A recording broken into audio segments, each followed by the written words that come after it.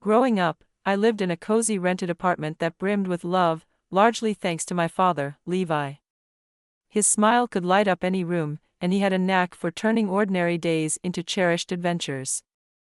Even our small balcony was transformed into a magical garden, and our living room could become a grand fort during the rainy weekends. I'm Grace, and those early years of my life were wonderfully simple and joyful.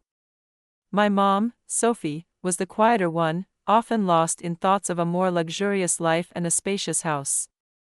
Despite their contrasting dreams, my parents complemented each other well, creating a balanced home where I felt secure and loved. On many weekends, I would stay with my grandpa, Ethan. He lived in a large old Victorian house that seemed like a castle to my young eyes, with its creaking floors and mysterious nooks. These visits were special, not just because I loved the house, but because they allowed my mom and dad some time alone, something Grandpa Ethan pointed out with a smile. Grandpa was wise and warm. He had been a bank manager before retirement, and he taught me valuable lessons about money management and life over pancakes that he claimed were the best in the world. He once shared that though my mom dreamt of living in a grand house like his, what truly mattered was having a home filled with love. I understood, even then, feeling lucky to have such warmth in our little apartment. Our life took an unexpected turn when I was 14. My dad began to lose weight rapidly. He tried to brush it off with jokes about getting fit, but his eyes betrayed his true concern. The frequent doctor visits and my mom's growing anxiety painted a grim picture. Despite his reassurances, the reality was harsh. My vibrant, energetic dad was succumbing to aggressive pancreatic cancer. In the months that followed, I watched my father diminish to a mere shadow of his former self. The disease was relentless. During his last days in the hospital, he could barely hold my hand, but he made me promise to look after Mom and to let Grandpa guide me, trusting his wisdom over anyone else's. The year after my dad passed away was like moving through a fog. Mom sank into a deep depression, barely able to interact with me, perhaps because I reminded her so much of him. Thankfully, Grandpa Ethan stood by me, becoming both a guardian and a sturdy anchor in the turbulent storm our lives had become. Eventually, living with Grandpa didn't just feel like a temporary arrangement, it became my new reality. I moved into what had been my dad's old room, surrounded by his childhood memorabilia. Grandpa helped me keep up with school, supported me through my grief, and tried his best to mend the gap left by both of my parents, one gone and the other lost to sorrow. Mom still called sometimes, her voice a whisper of her former self, reminding me of the vibrant life we once shared. But with each day at Grandpa's side, I learned to navigate my new life, carrying forward the lessons of love, resilience, and hope that my father and grandfather had instilled in me. My mother's voice had grown distant over time, her visits fleeting and filled with hurried glances that barely met mine. I had learned to expect little, but one sunny Saturday morning, a year and 3 months after Dad's passing, everything took an unexpected turn. Mom appeared at Grandpa Ethan's doorstep, her sorrowful widow's attire replaced by a bright yellow dress and a fresh, lively haircut. Her presence was almost unrecognizable as she excitedly declared, "Grace, sweetie, pack your things, you're coming home with me today." She bounced with an energy that reminded me of a carefree teenager. Both Grandpa and I were taken aback by her sudden transformation. The car ride back to our old apartment was filled with Mom's light-hearted banter, covering every trivial topic under the sun. It felt surreal, like I was next to a stranger who just happened to look like the mother I remembered. The biggest shock awaited at our apartment. Standing awkwardly in our living room were a tall man and a young girl about 4 years my junior. "Grace, meet James and his daughter Hannah. James is my fiancé, and Hannah will be your new sister. We're getting married soon," Mom announced with a beaming smile as she clung to James's arm. The room seemed to spin around me. "When did all this happen?" I managed to ask. "Sweetie, we've been seeing each other for a while," Mom replied nonchalantly, waving off the importance of secrecy. "I didn't tell anyone because, you know, people can be so jealous and judgmental. It was better this way." I retreated to my room, which I discovered had been redecorated without my knowledge. Shaking, I dialed Grandpa's number, who picked up immediately. "Grandpa, Mom has a fiancé. She's getting married and didn't tell anyone. There's a man here and his daughter," I whispered into the phone, my voice a mix of disbelief and hurt. Within 15 minutes, Grandpa was at our door. From my room, I could hear their conversation. "Sophie, how could you do this without telling anyone? Without even telling your daughter?" Grandpa confronted her. "I'm happy for the first time in forever," Mom retorted defensively. "I've decided to start fresh, to live again." Levi would have wanted that. He wouldn't want me to waste away in depression. There was a heavy pause before Grandpa spoke again, his voice laden with resignation. "I hope you'll be happy, Sophie. Just don't forget you have a daughter who needs you, too." The 4 months leading up to the wedding felt like I was caught in a bizarre alternate reality. Our small apartment now felt more cramped with 5 people. The hardest part was witnessing how quickly Hannah, my soon-to-be stepsister, became the center of Mom's world. "Mom, can you help me with my hair?" Hannah would ask, and Mom would immediately leap to assist, abandoning our conversations. Hannah calling her Mom made my skin crawl. She had only known her for a few months, yet she received all the attention and privileges I had longed for but never received. When Hannah expressed interest in ballet, Mom didn't hesitate to enroll her in private lessons, a stark contrast to the years I'd been told we couldn't afford them for me. Any complaint from Hannah about her old phone being too slow was quickly remedied with a new iPhone. Whenever I tried to address the obvious favoritism, Mom would simply say, "Your sister needs to feel welcome here," ignoring the growing disparity between her treatment of us. Each time it stung a little more, and each time I corrected her silently. The feeling of being overlooked was becoming all too familiar, and any attempts I made to express my need for belonging were met with indifference. For my mother, she would simply shake her head and walk away, leaving me to grapple with the growing distance between us. The wedding day was a modest affair held at a local venue, yet it sparkled with my mother's joy. Dressed as a bridesmaid, I watched from the sidelines as she doted on Hannah, perfecting her hair and makeup, while I lingered in the background, barely noticed. Throughout the ceremony and reception, my mom clung to Hannah, proudly introducing her to guests as her beautiful daughter. I felt more like part of the staff than a member of the family. The generous wedding gift from Grandpa, a check for $6,000, should have been a highlight, but even this sparked a tense moment. I overheard a confrontation by the restrooms, where my mom, slightly flushed from champagne and visibly upset, reproached Grandpa. "Really, Dad? A check?" she hissed. "I was counting on you giving us your house. We're a proper family now. We need the space. That apartment is too small for 5 people." Grandpa's calm demeanor hid his disappointment. "Sophie, you're rushing things. First the sudden engagement, and now this. That house isn't just a piece of property to be handed over on a whim. Besides, it's where Grace spends half her time now." "Oh, so you're playing favorites now?" Mom retorted. "No, I'm being practical, and maybe you should be too," Grandpa replied. I slipped away before they noticed me, but the conversation haunted me. My mother had transformed, becoming a stranger, prioritizing her new perfect family with Hannah as the star and James as the ideal husband. It felt like there was no room left for me. In response, I withdrew further, spending more and more time at Grandpa's house. At least there, I didn't have to pretend to be happy about feeling replaced. As time passed and I approached high school graduation, the apartment became a place of silent endurance, where I learned to be invisible, to take up as little space as possible. I spent my time either secluded in my room or at Grandpa's. During one of our strained family dinners, I mustered the courage to share my future plans. "I've been accepted to State University," I announced, trying to keep my voice steady. "I want to study finance and business management." The ensuing silence was suffocating.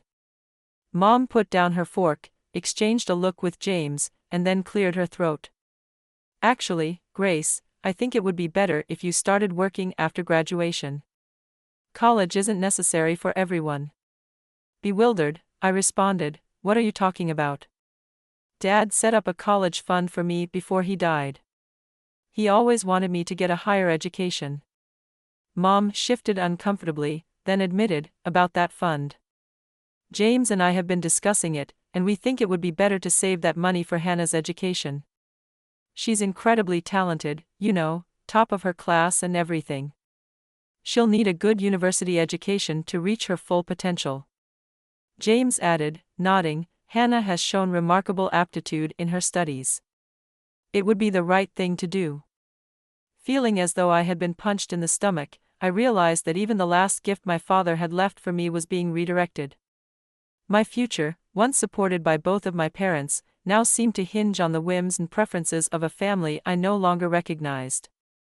That money is mine, I declared, my voice trembling with anger. Dad left it specifically for my education. You can't just redirect it to Hannah. Mom's eyes brimmed with tears. Don't be selfish, Grace. Hannah is your sister, she pleaded. Stepsister, I corrected sharply, standing so quickly that my chair toppled over. And that money is the last thing I have from Dad. You've already given her everything, my room, your attention, your love. But you can't have this. I won't let you. How dare you? Mom cried out, tears now streaming down her face. Yet I could see through the emotional facade, the manipulation beneath. After everything we've done for you, Hannah needs this, Mom continued. Hannah needs what about what I need? What about what Dad wanted for me? I shot back. The confrontation ended with doors slamming and tears, mostly from Mom, who lamented my selfishness to anyone who would listen. Following that explosive night, the apartment's atmosphere turned even colder. No one spoke to me unless absolutely necessary. Hannah would smirk smugly as she passed me in the hallway, and James avoided eye contact altogether. When my graduation day arrived, only Grandpa was there in the audience. He cheered loud enough for 5, and his proud, beaming smile was all the recognition I needed.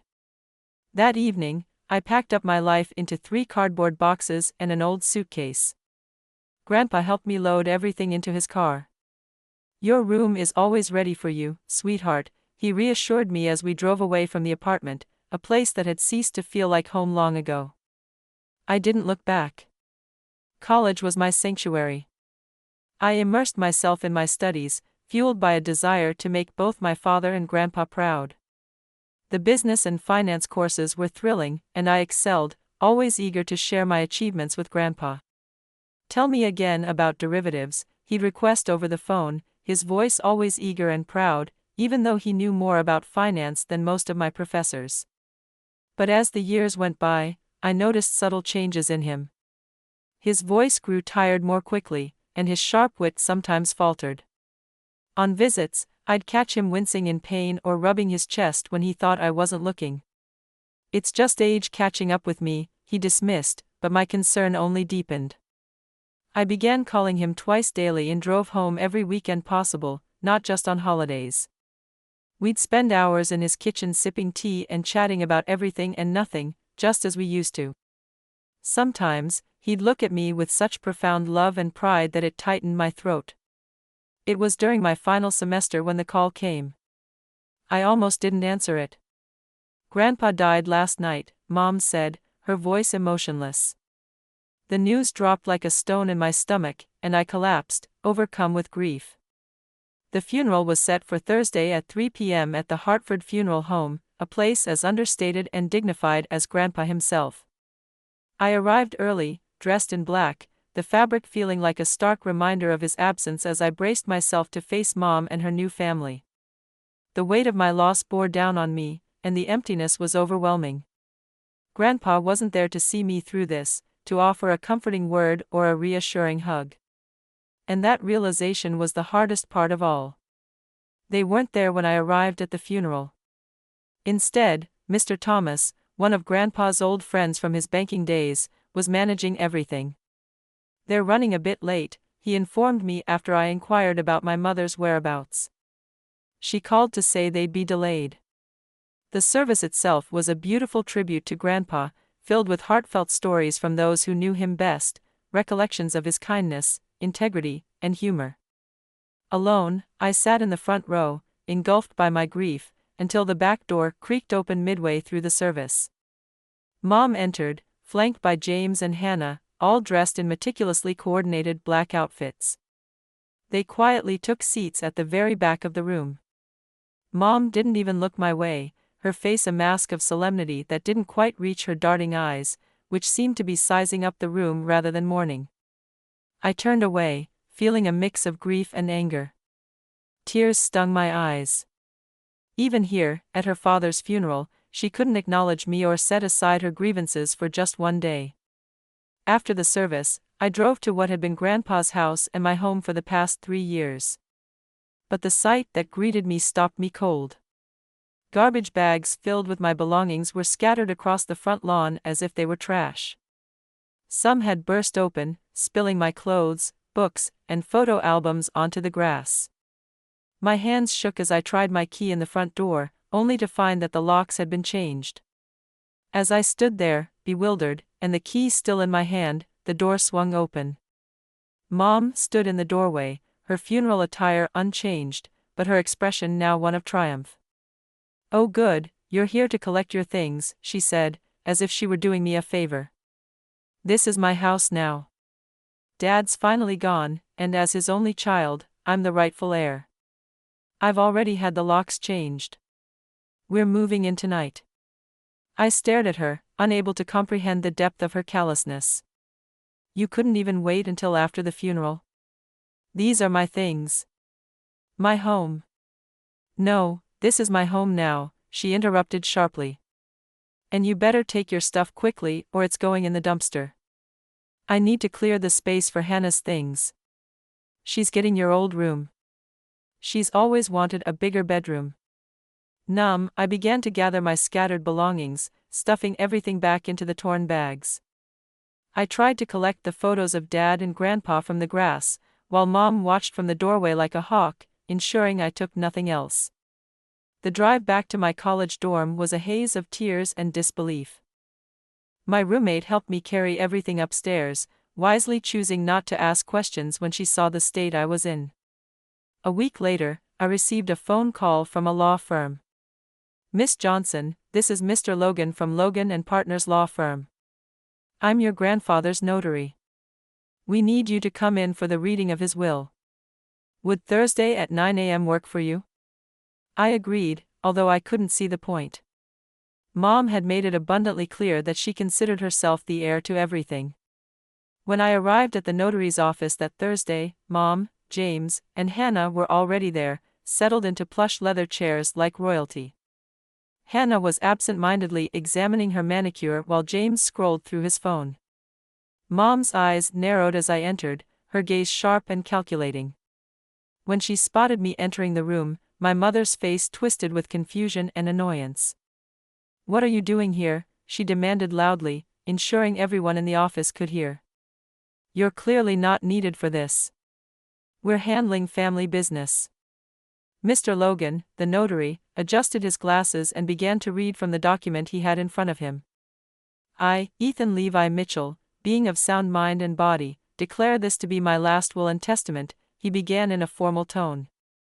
My mother already wore a smug, triumphant smile, but it quickly vanished as Mr. Logan continued, "To my beloved granddaughter, Grace Johnson, I leave my house along with all its contents and my entire savings account containing $650,000. The room fell into stunned silence. My mother's disbelief shattered it moments later. "What? This can't be right," she exclaimed, snatching the document from Mr. Logan's hands. Her eyes frantically searched the text. "Where's my part? I'm his daughter." Mr. Logan calmly retrieved the will from her grasp. "Mrs. Waters, your father's wishes are quite clear. He leaves everything to Miss Grace Johnson. There is no provision for you in the will. This is impossible." My mother's face flushed a deep red. "She manipulated him. She poisoned him against me. I'll sue. I'll contest this will." "The will is ironclad," Mr. Logan stated firmly. "Your father had it properly witnessed and notarized 8 months ago. He was of completely sound mind, as attested by his doctor. Any attempt to contest it would be futile and expensive. Suddenly, my mother's strategy shifted from rage to sorrow. She turned her tear-filled eyes to me. "Grace, sweetie, please," she pleaded, her voice dripping with false sweetness. "We've already given up our apartment. We moved everything out yesterday. We have nowhere to go. You can't just throw us out on the street. We're family." I stood holding the folder Mr. Logan had just handed me. Inside were the deed to the house, ownership transfer documents, and all the legal paperwork confirming my ownership of the property. "Family?" I asked quietly, holding up the documents. "Like how you threw my belongings onto the lawn before Grandpa was even in his grave. Like how you tried to steal my college fund. Like how you've treated me for the past 3 years." "That was different," she started, but I cut her off. "This is your problem, not mine." I turned to leave. "I suggest you start looking for a new apartment." I drove straight to Grandpa's house, my house now. Unable to get in, I called a locksmith. When he arrived, I showed him my freshly notarized ownership documents. "I'm the legal owner of this house," I explained, asking him to open the locks and then change them. "I want to be the only one with the keys." As the locksmith worked, I packed up everything that belonged to Mom, James, and Hannah, their clothes, toiletries, even the posters Hannah had already stuck to my old bedroom wall. I stuffed it all into garbage bags, just as they had done with my belongings. When the locksmith finished and handed me the new keys, I placed all their bags neatly on the front porch. As the sun began to set, I heard the familiar sound of my mother's car pulling into the driveway, from the living room window, Grandpa's favorite spot. I watched as they discovered their belongings outside, mirroring the treatment I had endured. My mother's outraged shriek, "What is this? All our things are outside," echoed. But this time, I was prepared and resolute, watching the scene unfold with a sense of finality. I stood resolutely in the entryway as they approached, the scene charged with tension. My mother's face was a canvas of anger, James's expression soured as if he'd bitten into a bitter fruit, and Hannah's tears flowed freely, melodramatically punctuating the air. "How dare you?" My mother charged up the porch steps, her voice sharp. "We live here now. You can't just throw us out." "Actually, I can," I replied calmly, the ownership papers in hand. "This house legally belongs to me now. You'll need to collect your things and leave. We have nowhere else to go." Hannah sobbed. "That was something to consider before you decided to leave your apartment," I responded without emotion. "It's not my responsibility." My mother tried to brush past me into the house, but I blocked her way. "Move, Grace. This is absurd. It's your father's house. It was his, now it's mine.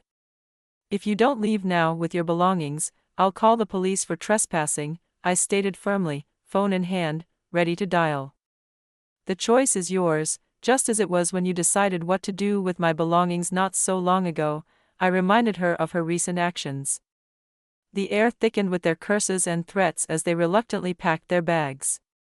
Between her bouts of tears and fits of rage, my mother lamented the unfairness of it all, while Hannah repeatedly claimed I would regret my decision. James muttered about challenging the will as they stuffed their car with the last of their possessions. As they were about to leave, my mother turned sharply. Her parting words stung the cool air. "You're no daughter of mine. Your father would be ashamed." I mustered a sad smile. "No, Mom. Dad would be proud that I finally stood up for myself. Goodbye." I watched as their car faded into the distance, rounding the bend and out of my life. That was 8 months ago. Now, in my final semester, poised to graduate with honors, the house is leased to a delightful young family. Their rent is nurturing my savings, fulfilling my grandfather's wishes. I discovered his letter the night they all left, tucked away in the study safe. "My dearest Grace," it began, revealing his foresight into my mother's predictable reaction to his will. He apologized for the ordeal but expressed his confidence in my integrity and acumen. The house is yours to manage as you see fit. Just one request: keep the family photos in the attic. Some memories, even the painful ones, are worth holding on to. I've honored his request along with other promises I made to him and my father. Now, I'm focused on forging ahead, embracing the future while retaining the lessons of the past.